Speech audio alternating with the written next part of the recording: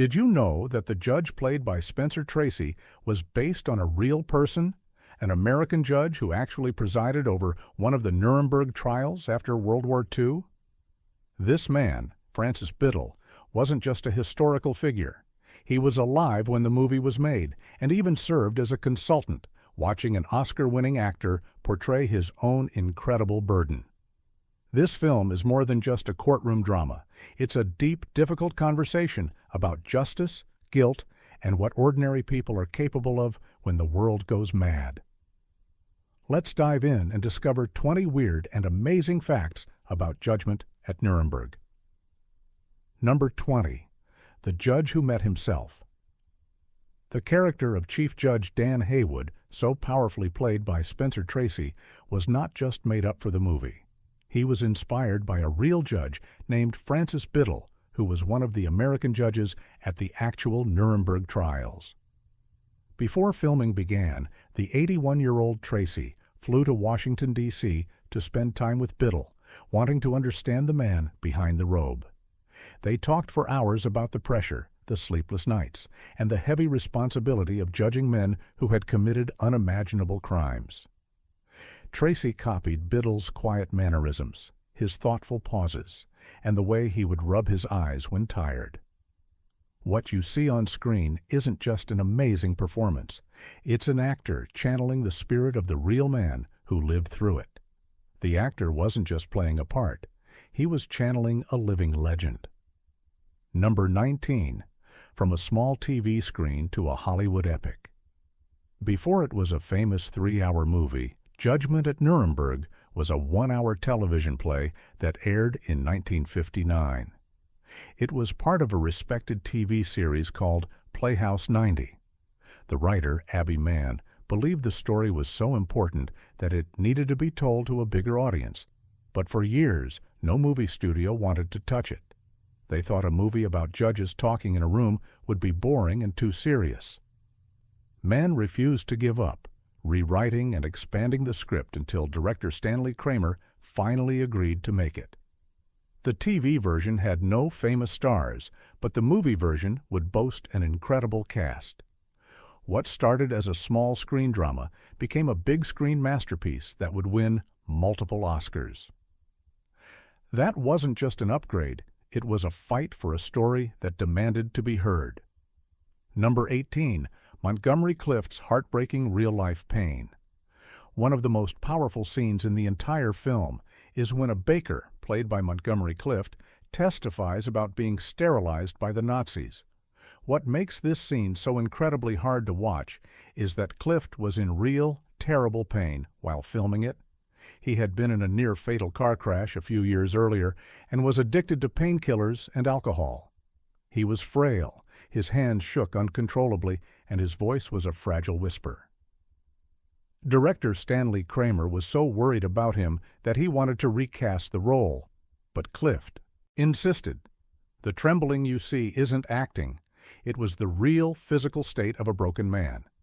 When he finished his testimony, the entire set was silent, with many crew members in tears.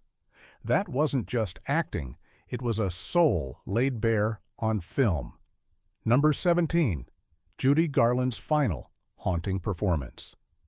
The role of Irene Hoffman, the German woman wrongly accused of having a relationship with a Jewish man, was the last film role ever for the legendary Judy Garland. Her life had been full of incredible highs and difficult lows, and she brought all of that sadness and strength to her performance. During her testimony scene, where she breaks down under cross-examination, her emotions were so raw and real that it was almost uncomfortable to watch. Spencer Tracy, sitting on the judge's bench, was genuinely moved to tears, a reaction that was not planned.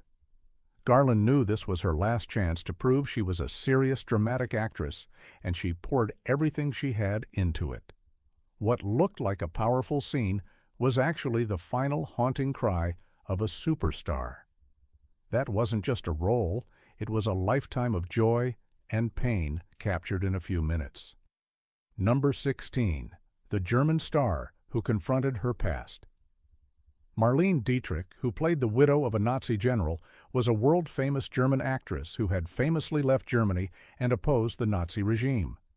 Taking this role was a very personal and difficult decision for her. She was one of the biggest stars in the world before the war, but she became an American citizen and entertained U.S. troops during the conflict. On set, she was a professional, but she carried the weight of her homeland's history on her shoulders. In one scene, she sings a nostalgic German song, and her voice is filled with a complex mix of love and loss for the country she had to leave behind. Her presence in the film gave it a powerful sense of authenticity and grief. What looked like another casting choice was actually a survivor returning to the scene of the crime. That wasn't just acting. It was a personal reckoning. Number 15. Burt Lancaster's shocking transformation. Burt Lancaster, known for playing strong, athletic heroes, underwent a shocking transformation to play Ernst Janning, the respected German judge on trial. Lancaster shaved his head, wore glasses that made his eyes look weak and tired, and learned to speak with a quiet, defeated tone. He wanted to disappear into the role of a man who had allowed evil to happen through his inaction. The most shocking part of his performance comes at the end, when Janning finally admits his guilt. Lancaster's delivery of that speech is so full of self-hatred and regret that it's impossible to look away. He completely shed his movie star image to become this broken, complex character. What looked like makeup and costume was actually a complete erasure of a star's persona. That wasn't just a performance. It was a movie star's brave act of self-destruction for art. Number 14. The courtroom set. That was a real prison. The entire movie takes place almost entirely in one location, the courtroom. To build this massive, detailed set, designers spent weeks studying photographs of the actual Nuremberg courtroom. The set was so big and so perfectly recreated that it felt like a real place. The actors said that once they walked onto that set, they felt trapped, just like the real people must have felt. The high ceilings, the heavy wood, and the 4 flags of the Allied powers created a tense, claustrophobic atmosphere. The set was built so solidly that it felt more like a real courtroom than a movie set. The actors spent months filming there, and the feeling of being stuck in that room added to the tension of their performances. What looked like a set was actually a psychological prison. That wasn't just a backdrop, it was the 5th character in the drama. Number 13. The actor who won an Oscar for his first movie role, Maximilian Schell, the Austrian actor who played the defense lawyer Hans Rolfe, gave one of the most powerful performances in the film and won the Academy Award for Best Actor.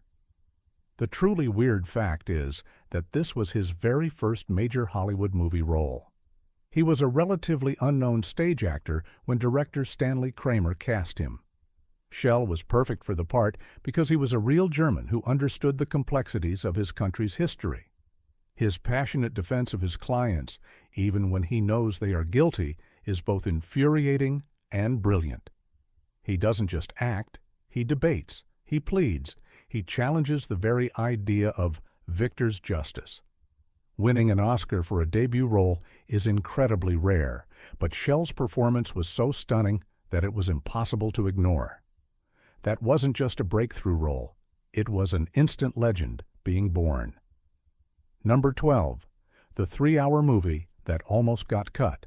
When director Stanley Kramer first showed the studio his final cut of the film, it was over 3 hours long. The studio executives panicked, telling him that no one would sit in a theater for that long.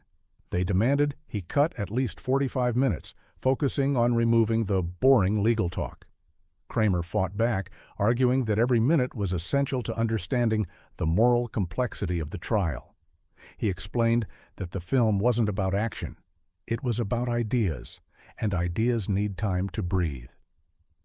In the end, he only had to trim a few minutes, and the 3-hour version was released. It was a huge risk, but audiences embraced it, proving that a smart, serious film could find a massive audience. What looked like a long, slow movie was actually a deep, thoughtful experience. That wasn't just a long runtime, it was a statement that some stories can't be rushed. Number 11. The real footage that shocked the cast. To show the true horror of the Holocaust, director Stanley Kramer made a brave and shocking decision. He inserted actual documentary footage taken by American soldiers when they liberated the concentration camps. This footage was not reenacted. It was real. Before showing the film to the public, Kramer held a special screening for the cast. When the real footage appeared on screen, there were gasps and cries in the theater. Many of the actors, even the German ones, had never seen these images before. The impact was devastating and immediate. Spencer Tracy later said that seeing that footage made him understand the true importance of the film they were making. It gave their fictional drama a foundation of undeniable, horrifying truth. What looked like a movie scene was actually a window into real-life hell. That wasn't just a film. It was evidence. Number 10. The secret message in the dialogue. The writer of the film, Abbey Mann, was very careful with his words, and he hid a powerful secret message in the dialogue. Throughout the trial, the defense lawyer argues that the German judges were simply following the laws of their country at the time. The film's big question is whether a person is responsible for their actions if they are just following orders. The secret message is that the film isn't just about Nazi Germany. It's a warning to every country, including the United States. Mann wanted the audience to ask themselves what they would do if their own government passed unjust laws. The film forces us to think about our own responsibility, not just to judge the past, but to be better in the present. What looked like a historical debate was actually a mirror held up to every viewer. That wasn't just a script. It was a moral challenge. Number 9. The composer who used a controversial melody. The musical score for Judgment at Nuremberg was composed by Ernest Gold, and he made a very unusual and powerful choice. For the main theme, he used a melody from a famous German Christmas carol called O Tannenbaum, which means O Christmas Tree in English. This might seem strange for a movie about Nazi war crimes, but Gold's choice was brilliant. By using a beloved, innocent German melody, he was reminding the audience that the culture that produced the Nazis also produced beautiful art, music, and traditions. It creates a feeling of sadness for what was lost, for the good Germany that was hijacked by evil. The music is not triumphant or angry. It is mournful and full of regret. What sounded like a simple melody was actually a complex statement about a nation's soul.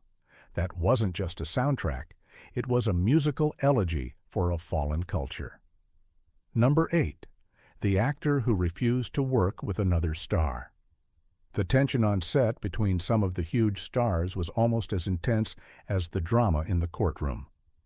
The most famous conflict was between Burt Lancaster and Montgomery Clift. They had been friends years earlier, but their friendship had ended badly. When they discovered they would both be in the same film, they refused to speak to each other or even be in the same room together unless the cameras were rolling. Director Stanley Kramer had to carefully schedule their scenes so they never crossed paths on set. Strangely, this off-screen tension may have helped their on-screen performances. The coldness and distance between their characters, the judge and the baker, felt completely real because the actors genuinely disliked each other. What looked like brilliant acting was actually real-life animosity.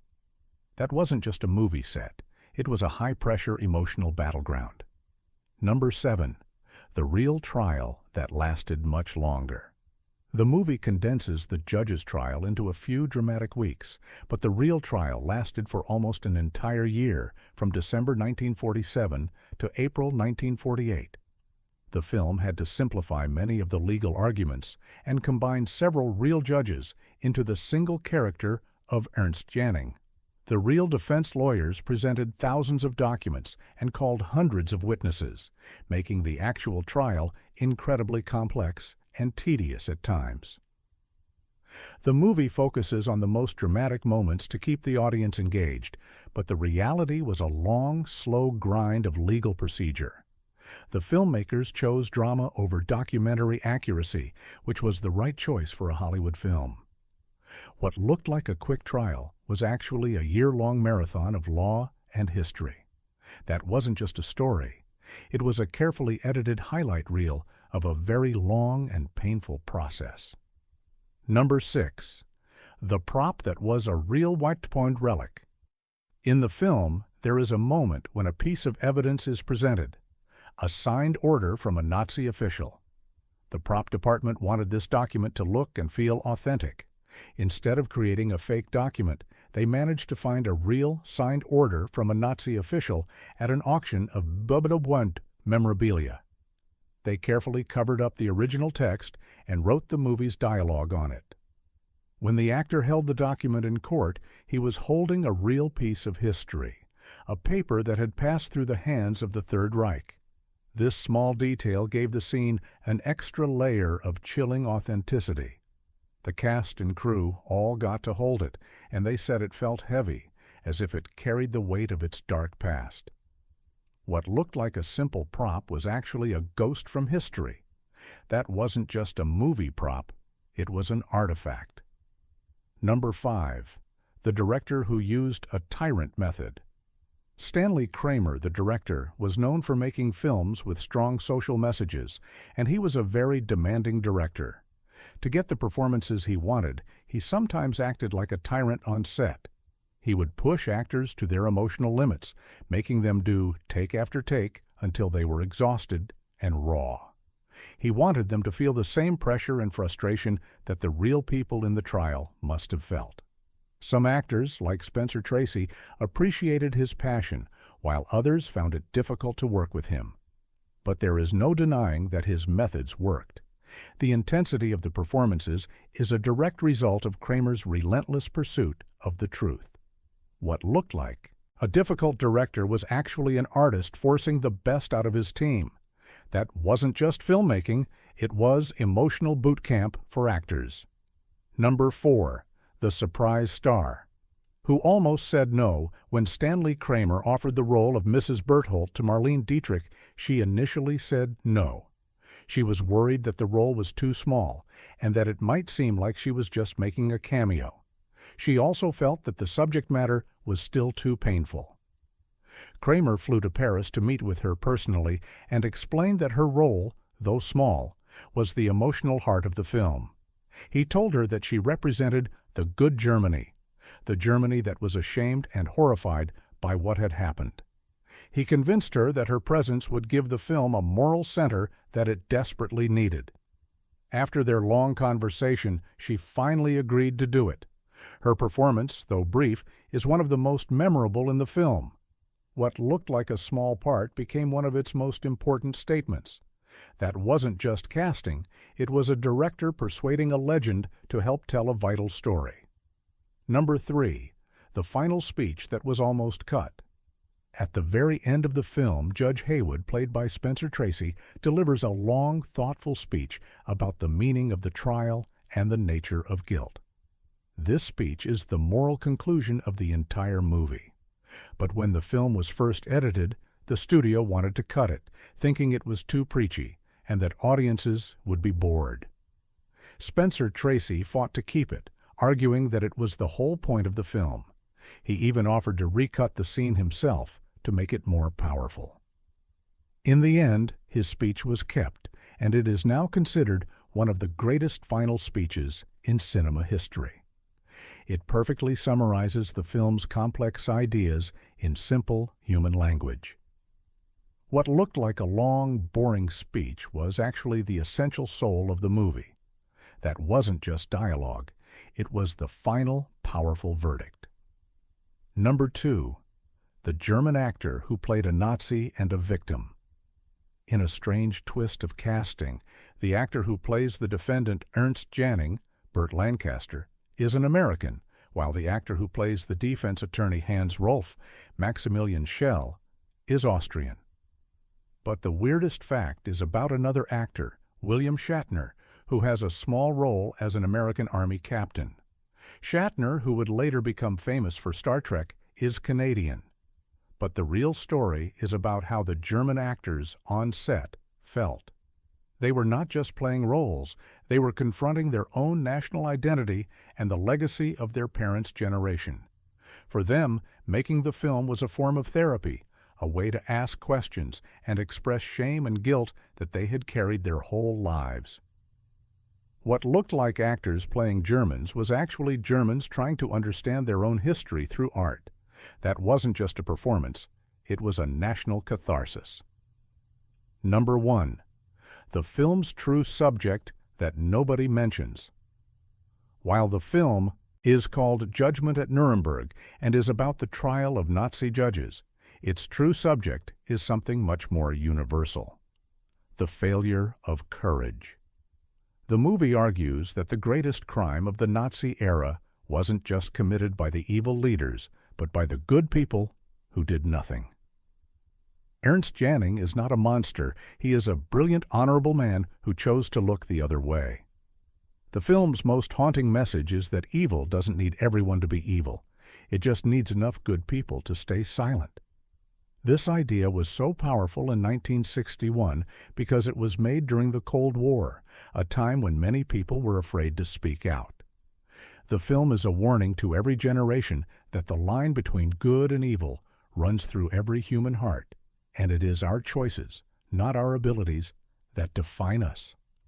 What looked like a historical film was actually a timeless lesson about the courage to do what's right. That wasn't just a movie. It was a moral compass for the ages. Bonus fact. Here is a hidden story that very few people know about the making of Judgment at Nuremberg. The courtroom set was built on a huge soundstage, but next to it, director Stanley Kramer built a smaller secret room. This room was an exact replica of Judge Haywood's private chambers from the film. But it wasn't for filming. Kramer would invite the actors, especially Spencer Tracy and Burt Lancaster, into this room between takes. They would lock the door and just talk. They wouldn't discuss their lines or the scene. Instead, they would talk about their own lives, their own moral choices, their own regrets. Kramer created this private space to allow the actors to connect with the deep personal themes of the film on their own terms. It was a method to make their on-screen emotions feel genuinely earned. This secret therapy room was never mentioned in interviews and was torn down after filming. It remains a ghost of the production, a place where actors became the characters by exploring their own souls. One small choice changed movie history. Judgment at Nuremberg is more than just a film. It's a profound and difficult question posed to every person who watches it. It asks us to look at history not as a collection of good guys and bad guys, but as a series of complex human choices. The movie reminds us that justice is not easy, and that the courage to stand up for what is right is one of the rarest and most important qualities a person can have. Its legacy is not just in the awards it won, but in the conversations it still starts today about responsibility, guilt, and the power of a single voice. The film is a monument to the idea that we must never forget the past so that we may never repeat it. If you enjoyed these stories, subscribe for more. Every movie hides a truth, and we'll keep uncovering them, one story at a time.